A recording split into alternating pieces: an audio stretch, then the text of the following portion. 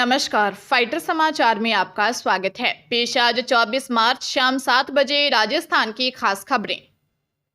करौली के प्रसिद्ध शक्तिपीठ कैला देवी मंदिर में वार्षिक मेले की तैयारियां जोरों पर हैं। मेला 27 मार्च से शुरू होकर 13 अप्रैल तक चलेगा।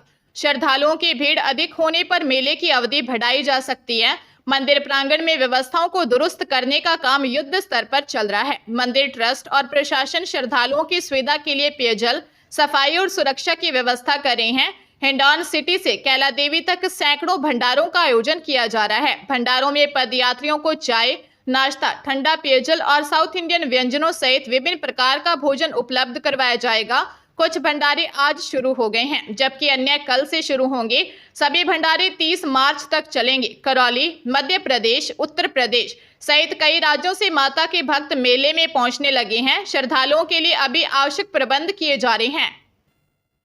पंजाब के फरीदकोट में पुलिस ने लोगों को हनी ट्रैप में फंसाकर उनसे पैसे ऐंठने वाले एक गिरोह को बेनकाब करते हुए इसके सरगना निर्मल सिंह उर्फ पम्मा निवासी कोटकपुरा को गिरफ्तार कर लिया है, जो लोगों को जाल में फंसने वाले लोगों से खुद को पत्रकार बताकर पैसे की मांग करता है। मामले में पुलिस ने एक युवक और 3 अज्ञात लड़कियों के खिलाफ भी केस दर्ज किया है, जिनकी तलाश में छापेमारी की जा रही है। भान सिंह कॉलोनी निवासी संदीप कुमार ने रिपोर्ट दी कि कुछ दिन पहले फरीदकोट निवासी दीपक नरूला उनके घर पर काम करने के लिए एक युवती को छोड़कर गया, जिसे बाद में वह वापस ले गया। इसके बाद उस पर रेप का आरोप लगाया और इसके बाद खुद को पत्रकार बताने वाले निर्मल सिंह ने 1 लाख रुपए मांगे। आरोपी ने उसका फोन छीनकर 10,000 रुपए लेकर बाकी पैसे मांगे। जांच में सामने आया है कि अभी तक यह गिरोह 5 लोगों को हनी ट्रैप के जाल में फंसाकर पैसे ऐंठ चुका है। चूरू में तेज रफ्तार ट्रक ने एम्बुलेंस को टक्कर मार दी। हादसे में एम्बुलेंस के ड्राइवर समेत 2 लोगों की मौत हो गई, जबकि पति पत्नी समेत 3 लोग घायल हो गए। दंपति को प्राथमिक इलाज के बाद गंभीर हालत में जयपुर रेफर किया गया। हादसा तारानगर थाना क्षेत्र में नेशनल हाईवे 52 पर राजू की ढाणी के पास हुआ। हेड कांस्टेबल सुभाष ने बताया कि 30 वर्षीय सीमा उर्फ बबली पत्नी जगदीश कुमार निवासी राजगढ़ की तबीयत बिगड़ने पर उसे राजगढ़ के झाझड़िया अस्पताल से बीकानेर रेफर किया गया था। परिजन उसे एम्बुलेंस से बीकानेर लेकर जा रहे थे। रास्ते में राजू की ढाणी के पास सामने से आ रहे तेज रफ्तार ट्रक ने एम्बुलेंस को टक्कर मार दी। हादसे में एम्बुलेंस ड्राइवर 40 वर्षीय राजेश गोदारा निवासी राजगढ़ और 45 वर्षीय शिव कुमार की मौत हो गई, जबकि मरीज व अन्य घायल हो गए। फिलहाल पुलिस हादसे की जांच कर रही है। रेलवे बोर्ड ने सेफ्टी और नॉन सेफ्टी कैटेगरी की विभिन्न सिलेक्शन प्रक्रिया पर फिलहाल रोक लगा दी है। इससे देश भर के करीब 85,000 कर्मचारियों के प्रमोशन अटक गए हैं। एक वरिष्ठ अधिकारी के अनुसार बोर्ड द्वारा नई प्रक्रिया जारी किए जाने के बाद ही कर्मचारियों की पदोन्नति हो सकेगी। रेलवे ने नॉन गैजेटेड सेक्शन के ज्वाइंट डायरेक्टर ने अभी तक इस बारे में कोई जानकारी नहीं दी है। ये रोक किसके कहने पर लगाई गई है? सूत्रों के अनुसार यह आदेश रेल मंत्री अश्विनी वैष्णव के निर्देश पर जारी किया है। गौरतलब है कि AIRF और एम्प्लॉइज यूनियन ने रेलवे बोर्ड से जल्द पदोन्नति परीक्षा आयोजित कर खाली पदों को भरने की अपील की है। पिछले दिनों पश्चिम रेलवे के बड़ौदा, अहमदाबाद और पूर्व मध्य रेलवे के दीनदयाल उपाध्याय नगर मंडल में CBI द्वारा विभागीय परीक्षाओं में अनियमितता और भ्रष्टाचार के मामले पकड़े गए थे। इसके बाद यह निर्णय लिया गया कि अब सभी तरह की विभागीय परीक्षा रेलवे भर्ती बोर्ड द्वारा ली जाएगी। हनुमानगढ़ जिले के रावतसर थाना क्षेत्र के गांव बुद्धवालिया रोही में पिकअप की टक्कर से बाइक सवार 2 युवकों की मौत हो गई, जबकि तीसरा युवक बच गया। CI रामचंद्र कसवा ने बताया कि वह किसी मामले की जांच में टोपरियां की तरफ गए थे। वापस लौटते समय देखा कि बुद्धवालिया में पिकअप की टक्कर से बाइक सवार 3 युवक घायल हो गए। इनमें 2 की हालत गंभीर होने पर रावतसर CHC ले जाया गया, जहां 16 वर्षीय गोलू राजकुमार निवासी नौहर ने दम तोड़ दिया, जबकि दूसरे घायल 25 वर्षीय अंकित ढोली निवासी नौहर को हनुमानगढ़ रेफर किया गया, जिसके जिला अस्पताल में मौत हो गई। तीसरे युवक को मामूली चोट आई। हादसा उस समय हुआ जब बाइक सवार युवक नौहर की तरफ जा रहे थे। पुलिस मामले की जांच कर रही है। राजस्थान माध्यमिक शिक्षा बोर्ड की ओर से 12वीं कक्षा कॉमर्स में बिजनेस एडमिनिस्ट्रेशन विषय का प्रश्न पत्र दोबारा आयोजित करवाया जाएगा। बोर्ड परीक्षा की नई तिथि शीघ्र घोषित करेगा। प्रश्न पत्र निर्माण में लापरवाही बरतने वाले पेपर सेटर के खिलाफ भी सख्त कार्रवाई की जाएगी।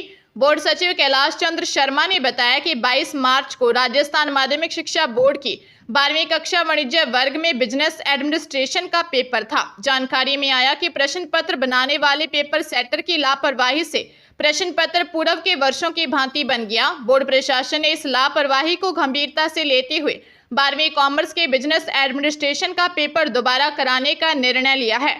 परीक्षा की नई तिथि शीघ्र घोषित की जाएगी। बोर्ड ने यह भी निर्णय लिया है कि संबंधित पेपर सेटर के खिलाफ सख्त अनुशासनात्मक कार्रवाई की जाएगी। झुंझुनू की बुहाना पुलिस ने रेलवे में नौकरी लगाने का झांसा देकर लाखों रुपए की ठगी करने के आरोपी 31 वर्षीय रवि कुमार सोनी निवासी हिरवा को गिरफ्तार किया है। आरोपी ने अपने प्रभावशाली संपर्कों का दावा देकर पीड़ित से 7 लाख रुपए ऐंठ लिए थे। 28 वर्षीय पीड़ित नवदीप सिंह निवासी बड़बर तहसील बुहाना जिला झुंझुनू फोटोग्राफी का काम करता है। उसने आरोपी रवि सोनी के भाई आशीष सोनी की शादी में फोटोग्राफी की थी, जिस कारण आरोपी से पहचान हो गई। इसके बाद रवि सोनी और उसकी मां रोशनी सोनी पीड़ित के घर पहुंचे और उसे बताया कि उनके रेलवे में उच्च अधिकारियों से अच्छी पहचान है और वे उसे नौकरी लगवा देंगे। इसके लिए 12 लाख रुपए मांगे। आरोपियों पर विश्वास कर 7 लाख रुपए एडवांस दे दिए। इसके बाद न नौकरी लगवाई न रुपए लौटाए। पुलिस आरोपी से पूछताछ कर रही है। राजस्थान लोकतंत्र के सेनानियों का सम्मान विधेयक 2024 पर पूर्व सीएम अशोक गहलोत ने कहा है कि इस तरह के बिल सही नहीं है। वे लाते हैं, हम इसे बंद कर देते हैं। बिल में क्या लिखा है ये तो मैंने अभी देखा ही नहीं है। पता नहीं वे ऐसा क्यों सोचते हैं। ऐसे बिल लाएंगे तो फिर सवाल उठेंगे। गहलोत जयपुर में आज़ादी के लिए जान देने वाले क्रांतिकारियों के परिजनों के सम्मान समारोह के बाद मीडिया से बात कर रहे थे। उन्होंने कहा कि क्रांतिकारियों ने जो रास्ता चुना वह बहुत मुश्किल था। आज़ादी मिलेगी या नहीं पता नहीं था, फिर भी उन्होंने अपने प्राणों की आहुति दी। देश में जिस तरह का माहौल है वो खतरनाक है। शहीद सुखदेव के पोते अनुज थापर ने कहा कि इस तरह के कार्यक्रम अच्छे हैं, मगर हमारी मांग है कि भगत सिंह को भारत रत्न मिलना चाहिए। सभी शहीदों के लिए स्मारक स्थल बनने चाहिए। लोग उनकी विरासत को जानना चाहते हैं। हरियाणा के सिरसा के ढूडियावाली में एक व्यक्ति से अपहरण कर 5 लाख रुपए की फिरौती वसूलने का मामला सामने आया है। आरोपियों ने पिस्टल दिखाकर गाड़ी में बिठाया और मारपीट की। आरोपियों ने उसकी गाड़ी में भी तोड़फोड़ की।